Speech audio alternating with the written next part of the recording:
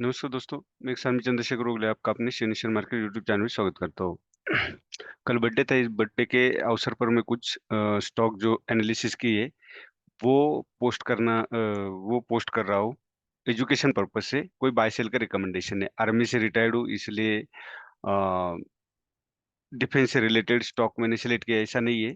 तो stock select करने के पीछे का रीज़न ये है कि वो सपोर्ट पे है और काफ़ी गिरावट उसमें देखने को मिली है और फिबो नंबर्स भी उसके साथ मैच कर रहे हैं।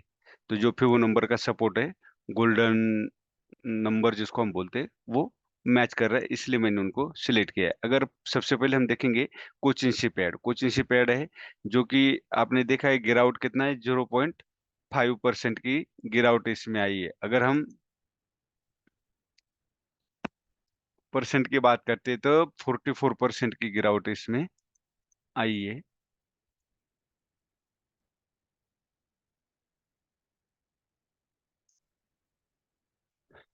तो इसलिए इस स्टॉक को हमने सेलेक्ट किया है। सपोर्ट पे फिबो नंबर से हमें सूट कर रहा है और सेकंड थिंग्स क्या है, इसका जो टारगेट है वो फर्स्ट टारगेट 2670 होगा और सेकंड टारगेट 3820। अगर यहाँ देखोगे तो ये 1600 के ऊपर हमने बाय करना है, 1646 के ऊपर, सॉरी 1846।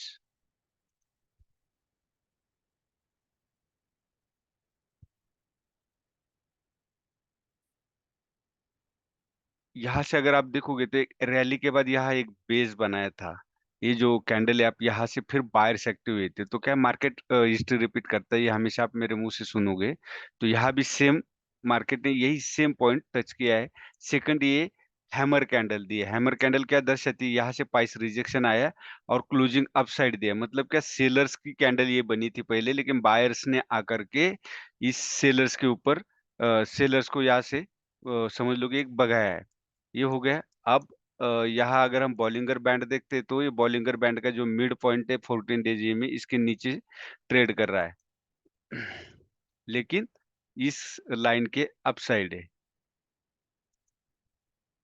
मैं हमेशा एक चीज याद रखता हूँ कि ये 50 एमए के ऊपर होना चाहिए और यहाँ एक पॉइंट है हमारा पॉजिटिव 50 एमए के ऊपर है।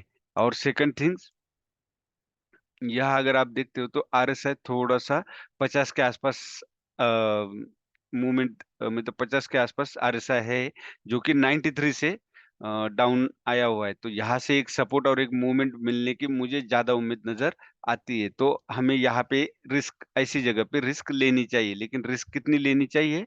तो वो लिमिटेड, जो कि हम अपना लॉस सहन कर सकें। ये हो गया कोचिन शिपयार्ड का। कोचिन शिपयार्ड का अगर हम यहाँ पे देखते हैं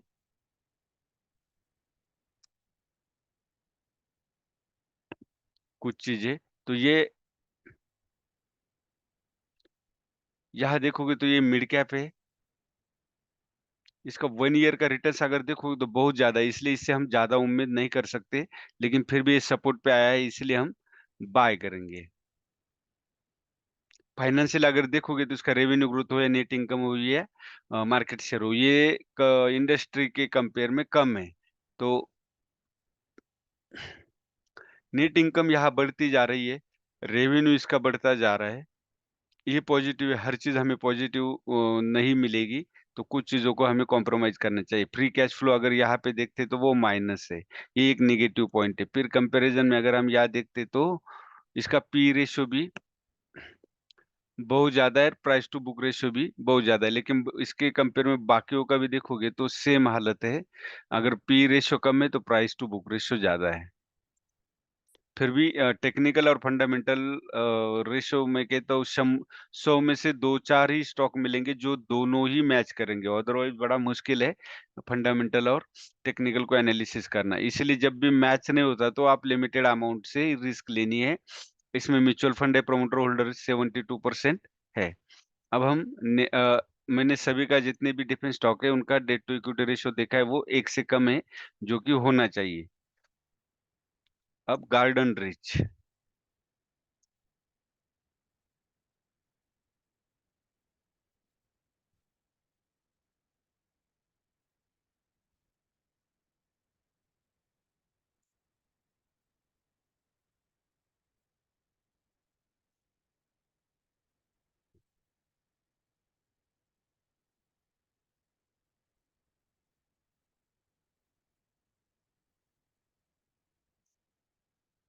गार्डन रीच का भी अगर हम यहाँ देखते हैं तो 50 ईएमए के ऊपर ट्रेड कर रहा है।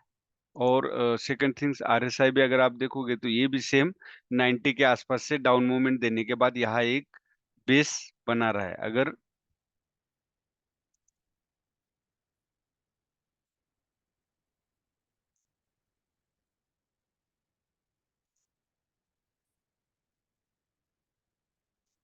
ये देख सकते हो इस ट्रेंड लाइन को भी आरएसआई फॉलो कर रहा है। और सेकंड ये गोल्डन रेशो 0.618 का आसपास इसने करेक्शन दिया है। यहाँ पे ये जो कैंडल है, अगर मैं इसको इसी अपने ट्रेंड लाइन को आगे करता हूँ,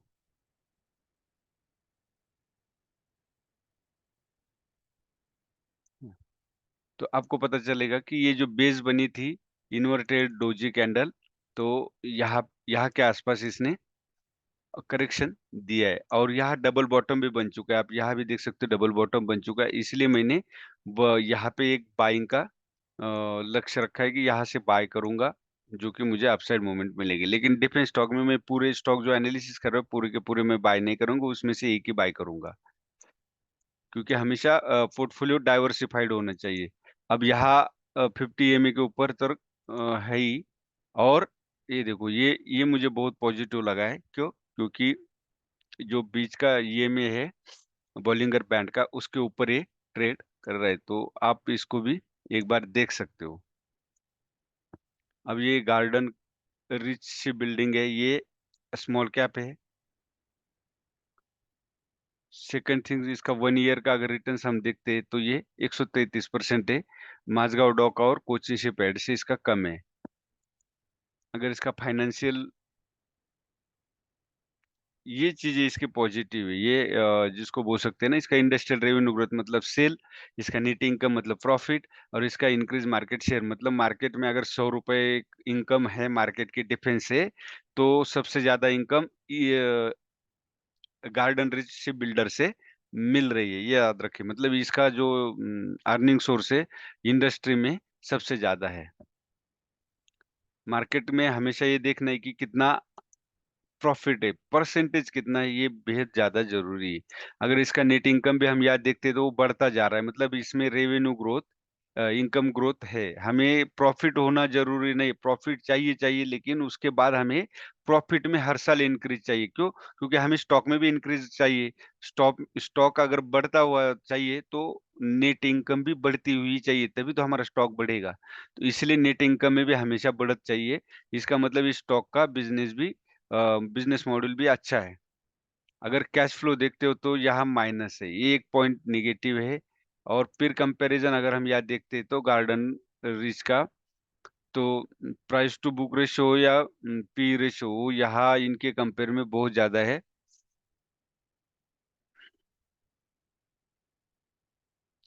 होल्डिंग, म्यूचुअल फंड ने होल्डिंग डिक्रीज़ की है, बाकी सब सही है। टोटल प्रोमोटर होल्डिंग भी 74 है, वो 50 से ज़्यादा है, म्यूचुअल फंड का है। और एफआईआई भी इसमें है। इनका भी same debt to equity ratio ये 0 से कम है। अब हम नेक्स्ट स्टॉक जो देखेंगे वो है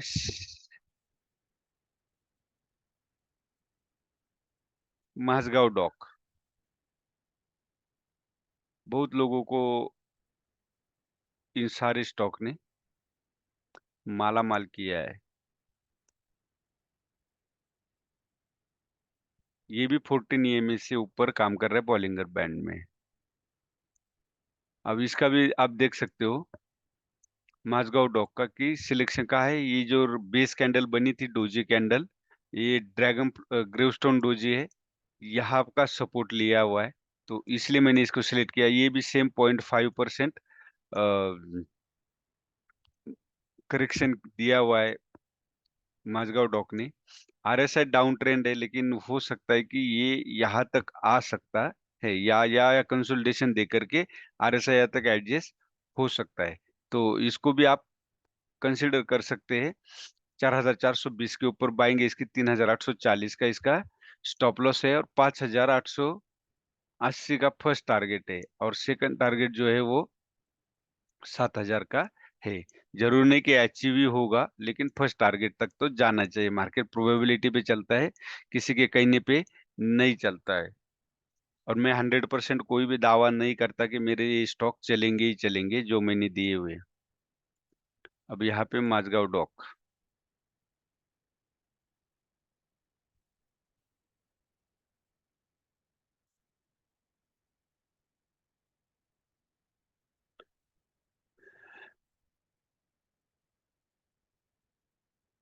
ये मिड कैप स्टॉक है। इसका प्राइस टू बुक रेशियो 14 है, और पी रेशियो जो है यहाँ 33 नजर आता है। यहाँ का इसका 1 ईयर का अगर रिटर्न हम देखते तो 102% है, क्योंकि ये गिरावट इसमें काफी आई है।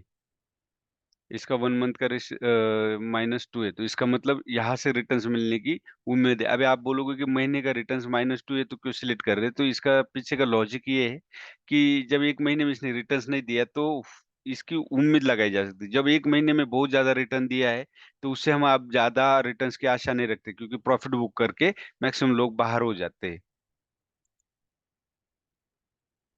फाइनेंशियल में अगर देखोगे तो रेवेन्यू ग्रोथ कम है, लेकिन नेट इनकम ज्यादा है। इसका मतलब इन्होंने मार्जिन कम रखी है। और डिक्रीज इन मार्केट शेयर इनका डिक्रीज हुआ है। मतलब मार्केट का जो मैंने आपको बोला था, मार्केट में जो प्रॉफिट आ रहा है डिफेंस सेक्टर को, उसमें इसका शेयर कम है। नेट इनकम इसकी भी बढ़ती हुई नजर आती है, और नेक्स्ट जो टीटीएम रखा है ट्रेलिंग 12 मंथ, वो भी ज्यादा है। और रेवेन्यू अगर आप यहाँ देखते हो तो वो भी सेम है। रेवेन्यू भी यहाँ बढ़ते हुए नजर आता है, तो हमें ये चीज पॉजिटिव नजर आती है इसमें। कैश फ्लो अगर देखते हैं तो इनके पास कैश फ्लो है, एक पॉजिटिव पॉइंट है, इनके पास कैश फ्लो है। एक के पास जो कोचिंग शिपयार्ड था उनके पास कैश फ्लो नहीं था। अब पीर कंपैरिजन में भी अगर आप देखोगे तो माझगांव डॉक का पी रेशियो तो कम है इन सभी से, लेकिन प्राइस टू बुक रेशियो इनका बहुत ज्यादा है। होल्डिंग का अगर हम याद देखते हैं तो प्रोमोटर होल्डिंग कांस्टेंट है, म्यूचुअल फंड होल्डिंग सब कांस्टेंट है। और यहाँ भी 84% है माझगांव डॉक का। तो जून में इनकी प्रोमोटर होल्डिंग बड़ी, सॉरी, म्यूचुअल फंड की होल्डिंग में। अब हम नेक्स्ट स्टॉक जो है, और इसका जो डेट टू इक्विटी रेशियो वो भी 0 से कम है। जितने भी डिफरेंट स्टॉक जो मैं अभी इसमें पोस्ट कर रहा हूँ, वो डेट टू इक्विटी रेशियो इनका 0 से कम है।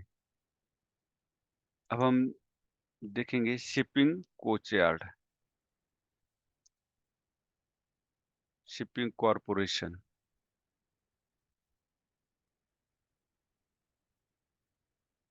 ये ये भी, इसको भी आप कंसिडर कर सकते हो, क्योंकि ये जो ट्रेंड लाइन है, असेंडिंग ट्रेंड लाइन, इसका सपोर्ट इसने लिया हुआ है। अभी आरएसआई थोड़ा सा निगेटिव है।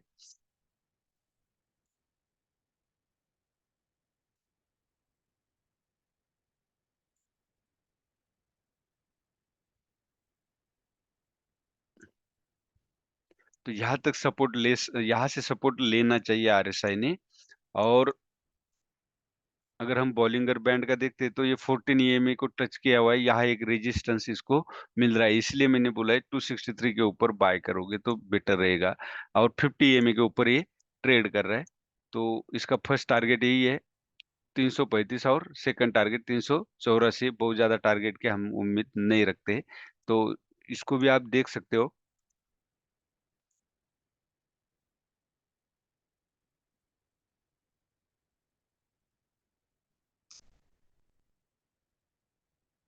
शिपिंग कॉरपोरेशन, इसका फंडामेंटल अगर हम यहाँ देखते हैं तो 1 ईयर का रिटर्न 79% है। सबसे कम रिटर्न इसका है 1 ईयर और 1 मंथ का। 1 मंथ का देखो आप -6 पॉइंट है। स्मॉल कैप स्टॉक है, और इसका पी रेशो मुझे बहुत अच्छा लगा, 15 है, बिल्कुल जितना हमें चाहिए उसके मुताबिक है पी रेशो।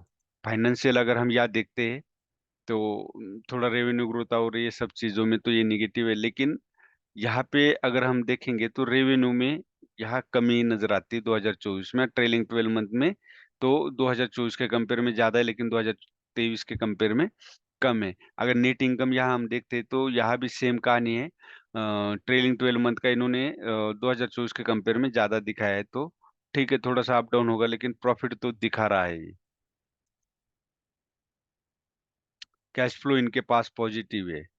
ये एक इसका अच्छा पॉइंट है। जैसे देखोगे तो गार्डन, रिच और माझगांव डॉक के पास फ्री कैश फ्लो निगेटिव था, इनके पास है। और शिपिंग कॉरपोरेशन ऑफ इंडिया का यहाँ अगर हम यहाँ देखते हैं तो कोई भी आपको पी रेशियो अगर देखोगे तो इसका 17.71 है, वहां पे 15 दिखा रहा था। और प्राइस टू बुक रेशियो अगर आप यहाँ देखते हो तो 1.59 है। तो ये स्टॉक मुझे बहुत ही बढ़िया नजर आ रहा है। अगर होल्डिंग हम यहाँ देखते हैं तो होल्डिंग भी प्रमोटर की 63% है। म्यूचुअल फंड ने इंक्रीज किया है जून में, ये याद रखिए, जून में किया हुआ इंक्रीज।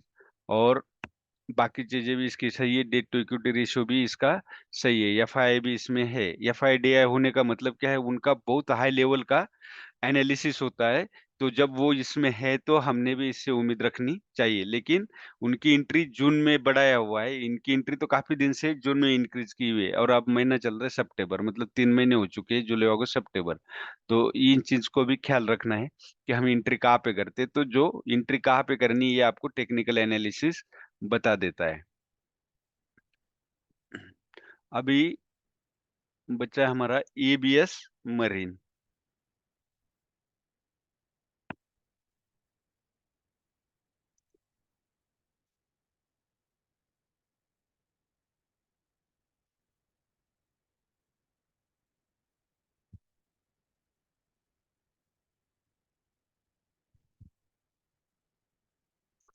एबीएस मरीन भी सेम नया स्टॉक है, बिल्कुल यहाँ पे देख सकते हो। तो ये जो हैमर बना हुआ है इसको ड्रैगन फ्लाई डोजी बोल सकते हैं हम, और हैमर भी बोल सकते हैं, दोनों है। क्योंकि ये बहुत कम छोटी सी बॉडी, तो इसका सपोर्ट यहाँ पे लिया हुआ है, मतलब ये ब्रेकआउट के बाद एक सपोर्ट लेता है वो लिया हुआ है। और यहाँ भी कैंडल जो बनी है वो डोजी बनी है। अगर हम वनडे का इसमें, सॉरी, वनडे का चार्ट देखते हैं तो हमें और क्लियर होगा, क्योंकि छोटा होने की वजह से यहाँ पे तो आपको ये समझ में आएगा कि यहाँ हेड एंड शोल्डर पैटर्न बना था। इस हेड एंड शोल्डर पैटर्न का सपोर्ट लिया और यहाँ डबल बॉटम बना हुआ है। अगर हम बोलिंगर बैंड लगाते तो यहाँ का ये जो लो पॉइंट है इसको टच किया हुआ है। तो यहाँ से अपसाइड जाने की उम्मीद है। आरएसआई भी अगर आप देखते हो तो डबल बॉटम बना चुका है और हायर लोज आरएसआई लगा रहा है। ये में अगर आप देखते हो तो 50 डेज ईएमए के नीचे ये ट्रेड कर रहा है। ये एक निगेटिव पॉइंट मेरी तरफ से है। और बाकी इसने डबल बॉटम बनाया है, हेड एंड शोल्डर से जो ब्रेकआउट दिया है, ब्रेकआउट के बाद ये पुल बैक है। तो फर्स्ट टारगेट इसका 336 से 270 के ऊपर बाय करना है आपको। 267 बहुत ही कम स्टॉप लॉस इसमें आपको, सॉरी, 251 का स्टॉप लॉस है, 50 का लगा लेते हैं। तो स्टॉप लॉस बहुत छोटा है और टारगेट अच्छा है। अगर ये टारगेट अच्छे होते तो आपको अच्छा रिटर्न्स मिलेगा। 393 का इसका सेकंड टारगेट है। अगर एबीएस मरीन का हम, सॉरी, वो रिव्यू पहले देखेंगे। वो रिव्यू अगर हम यहाँ देखते हैं तो ये स्मॉल कैप है, बहुत ही छोटा स्टॉक है। और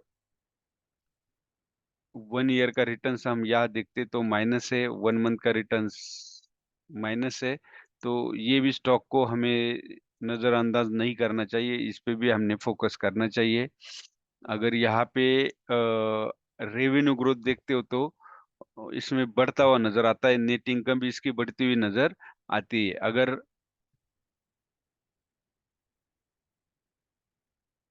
फ्री कैश फ्लो हम यहाँ देखते हैं तो इसके पास माइनस है, निग्लिजिबल है। अगर ये देखा जाए तो ये निग्लिजिबल है। फिर कंपैरिजन हम यहाँ देखते हैं तो एबीएस मरीन का 28 है और प्राइस टू बुक रेशियो 5.23 है। तो ये भी ठीक है। जो रेशियो है वो ठीक है, 15 के आसपास होना चाहिए पी रेशियो, लेकिन 28 है तो चलेगा। लेकिन बाकी रेशियो बाकियों का देखोगे तो बहुत ज्यादा है। होल्डिंग भी, प्रोमोटर होल्डिंग यहाँ पे अबो 50 है, बहुत ही बढ़िया है। म्यूचुअल फंड और नहीं है इसमें, लेकिन एफआई है, इनका भी एनालिसिस ठीक ही होता है, लेकिन अपना म्यूचुअल फंड नहीं है तो थोड़ा सा इसलिए मैं इसके बारे में निगेटिव हो रहा हूँ। बाकी हर चीज इसकी बढ़िया है। दो चीजें निगेटिव है, कौन सी?